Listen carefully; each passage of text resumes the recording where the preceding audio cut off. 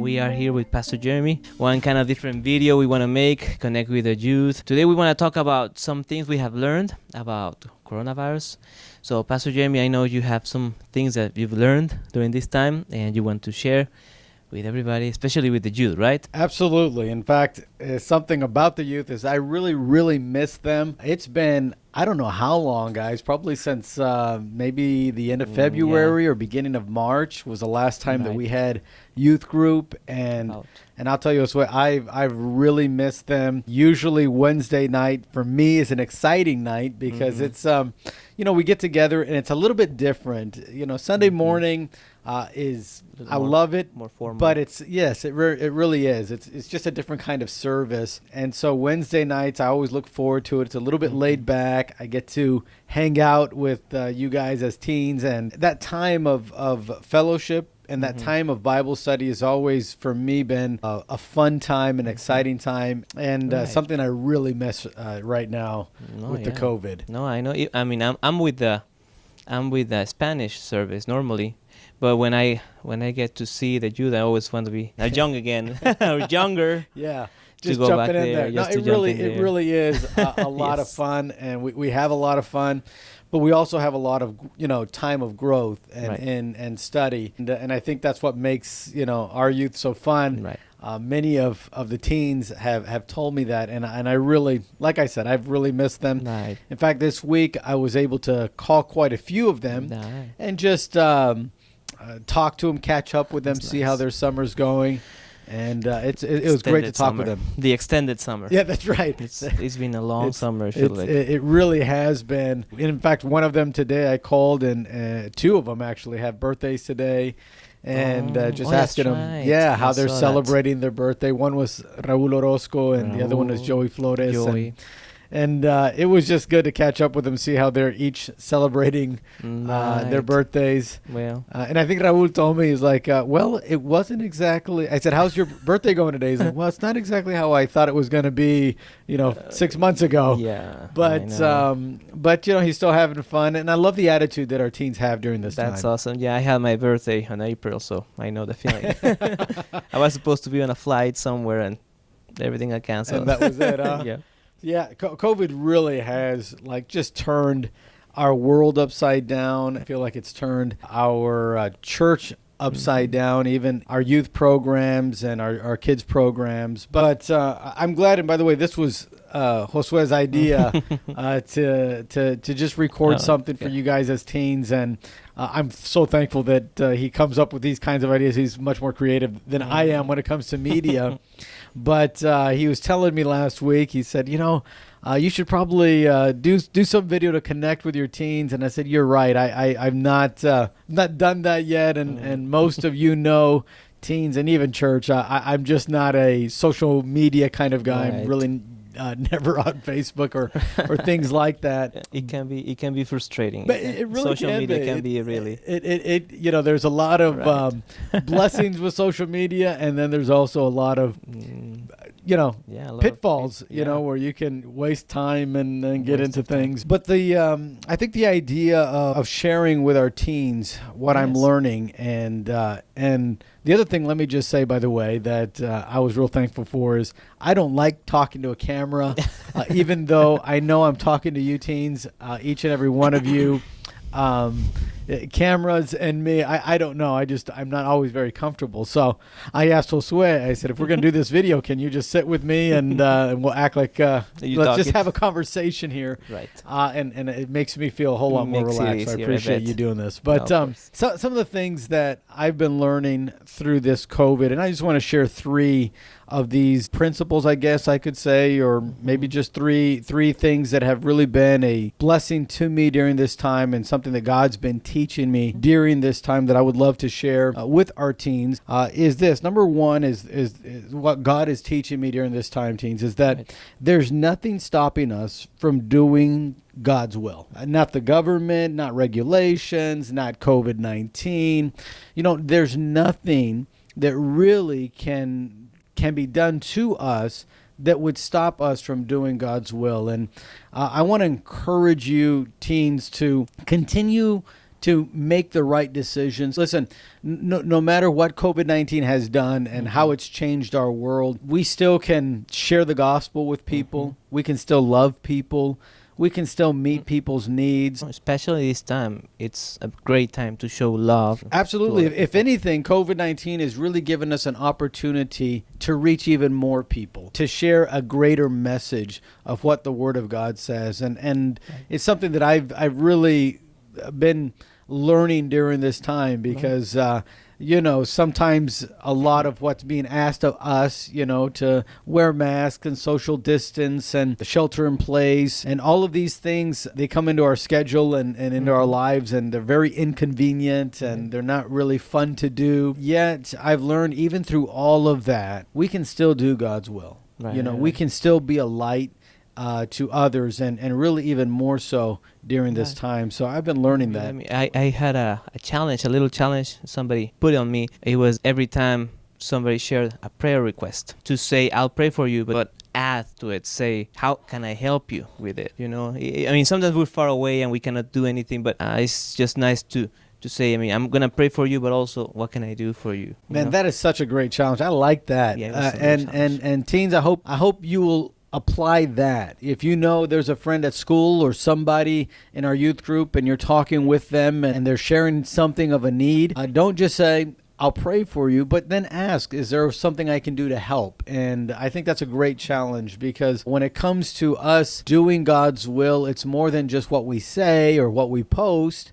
It's what we do as well. The first truth that I would say that I've been learning, or that God's been teaching me, there's nothing that stops us from God's will. Not even COVID-19. Nothing stops us from doing God's will. The second thing I've been learning throughout this time is that fear is a powerful motivator to control, but never a liberator. And what I mean by that is during this time with COVID-19, there's been a lot of fear.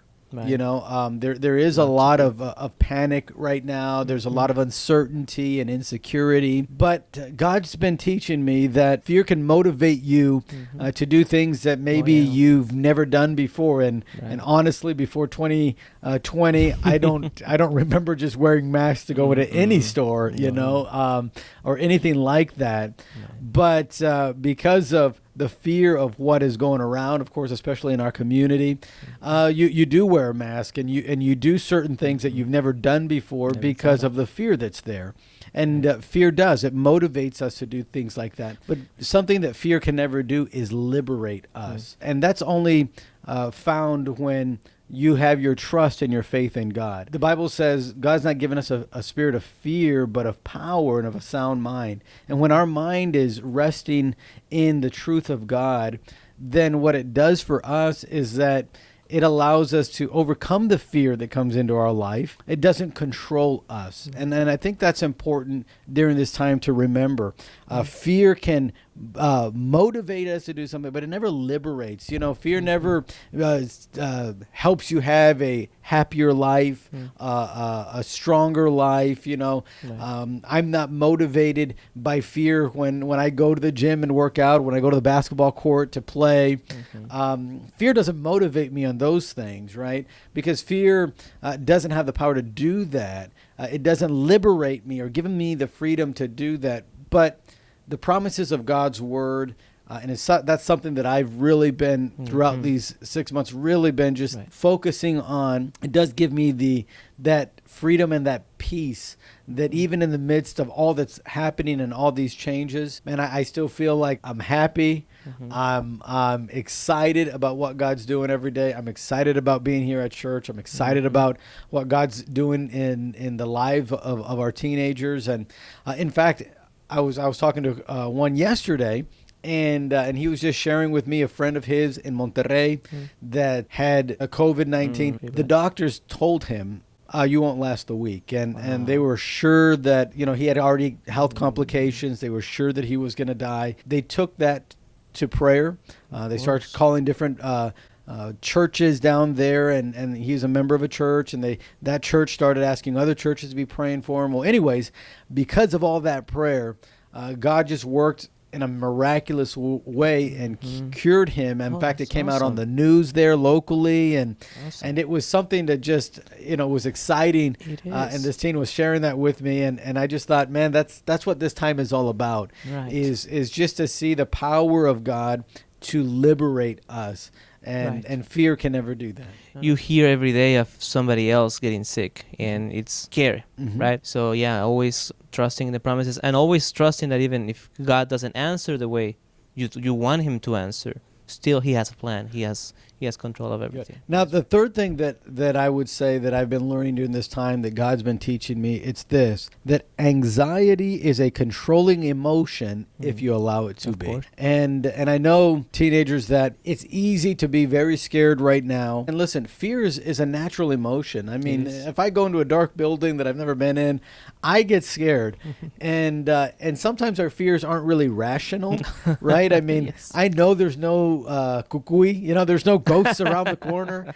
I know that, and yet I go through a dark building and I'm still afraid. and fear it's a natural emotion, but if you're not careful, that fear and anxiety can become something very controlling in your life. And something that I've been learning throughout this time is just be careful to not let anxiety begin to control you. Be careful to not let what might happen or Exactly. these things, and the devil puts all kinds of scenarios in our minds. And am I gonna get sick? Am I gonna cause someone else to get sick? What's gonna happen with my uncle, with my aunt, with my friends? I think if you're not careful, that kind of anxiety begins to control your life. And God knew that we were going to have anxiety, and in the book of Philippians He said, be careful for nothing, but in everything give thanks.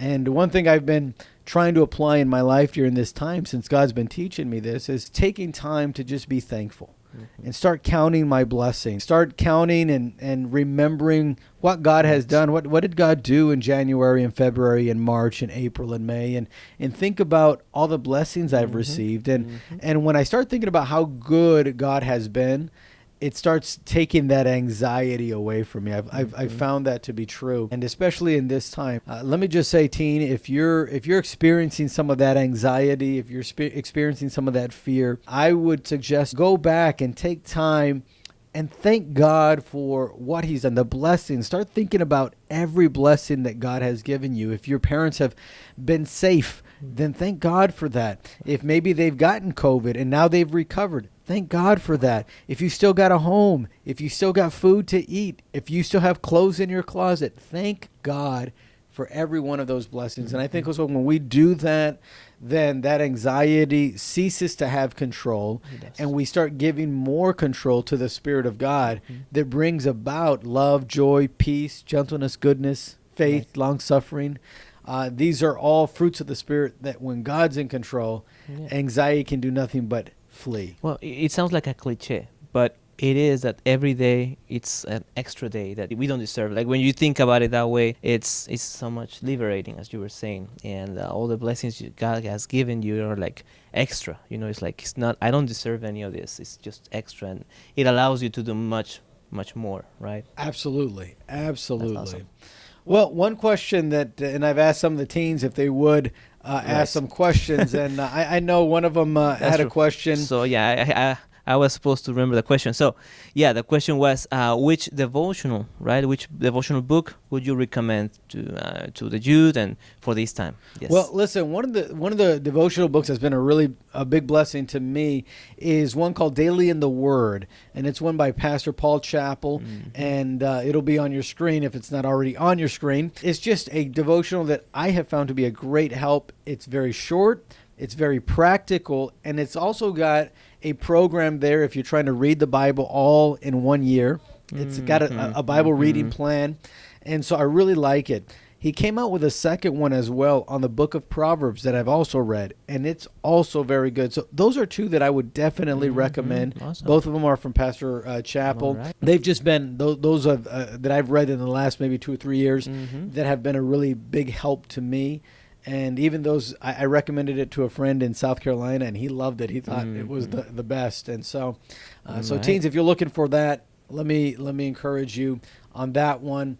And if you're wondering where you can get it, Striving Together is a Striving place. But Together. if you let me know, teens, if you just text me and say, I'd like that devotional, just text me. I'll be sure to get that for you, and I'll get it to you. I'll go drop it off at your house or something like that. Right. But that way they can have Oh, that. that's awesome. I'll be the first texting you, brother.